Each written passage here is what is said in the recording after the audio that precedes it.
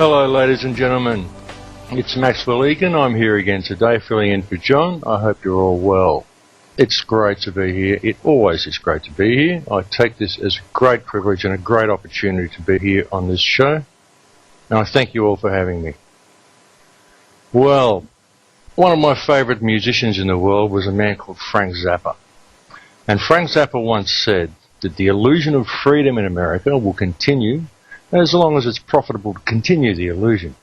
But at the point where the illusion becomes too expensive to maintain, they'll simply take down the scenery, they'll move the tables and chairs out of the way, and they'll pull back the curtains, and you'll see the brick wall at the end of the theatre. I think that's a very relevant quote. He also said that minds are like parachutes, and they only function when open. Now folks, if you really, I know I talk about this a lot, but if you really and truly wish to understand the universe, you really must think of it in terms of energy and vibration and frequency, because that's all there is. Ultimately, it's pure energy. And when you look around at what's going on in the world today, you see a lot of misuses of this energy. And ultimately, like I said, that's all there is. Everything is energy. And a lot of what the rituals and all of the things that are going on in the world are all done to channel this energy. And this goes with the fear and the love and everything that I talk about on all of these shows. It's very important that people understand this sort of stuff and understand how it works and understand why things are escalating and speeding up so much they are. Now, I was recently drawn to some research by a man, wonderful man, who unfortunately died in 2005 by the name of Ian AVR. I had a remarkable lot of synchronistic events happen to me actually a few days ago that led me to this man's work, and it was very, very surprising the way it happened. But when I got there, I found a most amazing interpretation of the Mayan calendar that I hadn't heard put in that particular perspective before. I knew a lot of what he said, but he managed to divide certain periods of time into different aspects of reality. And the aspect we've just come out of is the aspect of power, which is pretty reasonable to see what's been happening in the last few decades. And he mentioned a very interesting thing. He said that the aspect now that we're in now is the age of ethics, is the time of ethics. And that this is why all of the information is coming to hand about all the things that have been done, and all of the truth is starting to come out, and the criminals that are in charge of the place aren't really getting away with the things the way they used to, because they've been getting away with things for a pretty long time, and they've been getting away with things pretty blatantly. And now it's the time for the people to question them, because it's this ethics, and it is this ethics that is bringing a lot of this to the foreground. This feeling of ethics, this attitude of ethics that's happening to the world. I've had a lot of people writing in and asking me about things like this and about the Mayan calendar. A lot of people have been writing in and asking me about the Illuminati as well, and who the hidden hands are. Is it the bankers? Is it the bloodline from ancient times? Is it the Zionists? Is it, who is it? And I've been trying to tell in a lot of my films, I've been trying to let people know that it's everybody. It's an octopus. It's an all-pervasive conglomerate of people. There's a reasonably large number of them. I mean, it does go down to a small group at the top. And there is a certain amount of good and evil sort of going on in the world on a more spiritual perspective. Now, a lot of people are worrying about things. I mean, I'm getting a lot of people talking about all sorts of disasters and Planet X and all of these things. And what's going on? Are these people going to kill half the world and they're going to hide at underground bases? And the amount of stories that are on the internet are just the mind boggles. The mind boggles trying to find any sense out of all of them. So you've really got to try to maintain some perspective and understand that the whole battle that's going on really is a battle that's going on within yourself. It's a battle of energy, and it's a battle that's going on within yourself. Now, as I've tried to say in the new film, and as I've tried to say on a couple of the radio shows, when I've talked about the Armageddon that everybody's waiting for, and I've tried to explain to them that this Armageddon is happening right now. It's happening on a higher plane. It's a battle between light and dark. It's a battle of energy. And what it involves is your freedom of choice, your free will, and the energy that you channel, whether you are in a positive place or whether you're in a negative place.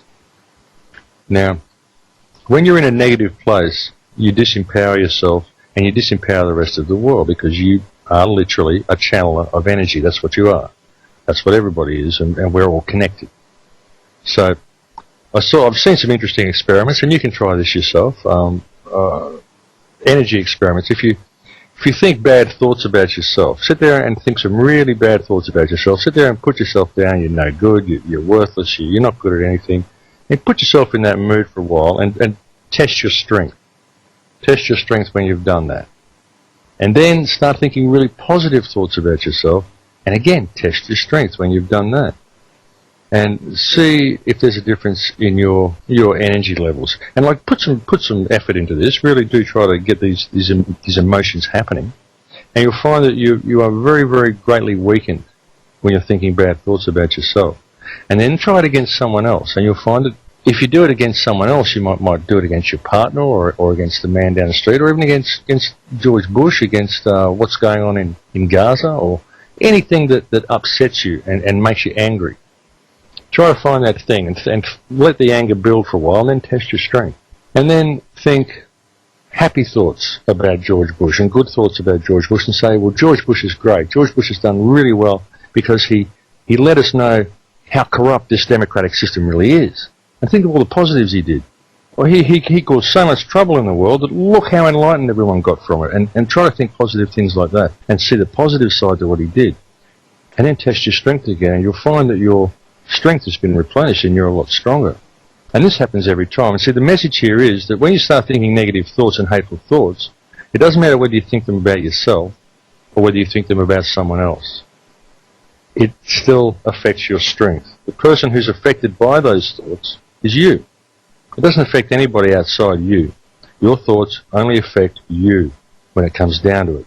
Your energy that you produce affects the entire field around you.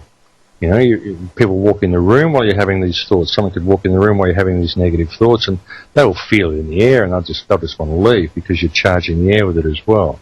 But the energy and the hatred that you're creating from those thoughts, and you're wishing the worst on someone, it's actually affecting yourself. That's the only person that it's going to affect. So this is why it's so important to stay in a positively energized state. It really, really is. I can't stress this enough. That's why when people are asking me about the Illuminati, and they're asking me about who's doing this and who's doing that, and you know, they're basically writing to me saying, I'm so angry about what's going on, who do I hate? Who are the people that I can direct my hatred at? And this is it's very difficult to try to explain to people that there is no one to direct your hatred at, that everything is as it should be. And all that really exists is love, is unconditional love. And that unconditional love is what's going to fix this. I mean, it doesn't help hating anybody. Just, you've got to be with me on this. You've got to work with me on this. It does not help hating the people that are doing this. And as I was talking about on the show last week, a lot of the consciousness that's happening, a lot of the rising consciousness that's occurring, wouldn't be occurring were it not for all the negativity in the world. And even in this Ian Lungold talk that I was watching yesterday on the Maya, that's why I was so pleased with some of the things he said in the talk. He said in the talk, how can you hate Bill Clinton? Bill Clinton did a great job. He let us know that our legal system is worth absolutely nothing at all. We didn't know that before then. You know, and he made very light of it. And that's the way you have to look at things. You've got to understand that all this stuff happens for a reason. And that we are in an age of ethics. We are in a time of ethics. That is the frequency for this time, and it's all speeding up. It's speeding up all the time. People like Terence McKenna covered this a lot in his talks. Terence was all about talking about the cyclic nature of time and the rapid progression of time, how it all seems to cascade in on itself and repeat itself over and over again. As the frequency rises, and we get up to 13 cycles in 2012, time starts almost falling over itself to repeat itself. It starts going faster and faster and faster. And this affects us, it affects everything. And it's very, very good talk. So I would highly recommend anyone who hasn't seen the work of Ian Lungold to go and look him up. If you just Google the name Ian Lungold, you'll find videos on Google Video, you'll find websites where you can download DVDs and get a lot of information on him. And it is very good. It is very good. It's a very, very interesting perspective on the Mayan calendar, explaining the aspects of the days. He does a very, very good job of showing how the two calendars go together and explaining how each day has a different intention and a different aspect. And this was what the Maya basically focused on. He does go so far as to say that the calendar didn't have any type of astronomical implications at all as far as he was concerned, and what it was mainly about was the progression of consciousness, was the mapping of our consciousness. And this is something that we've lost very much due to the calendar system that we now have, which is the Gregorian calendar, which was before that, of course, the Julian calendar, which was just as bad. So, yeah, it's very, very interesting. I'd recommend that anybody go and look at that.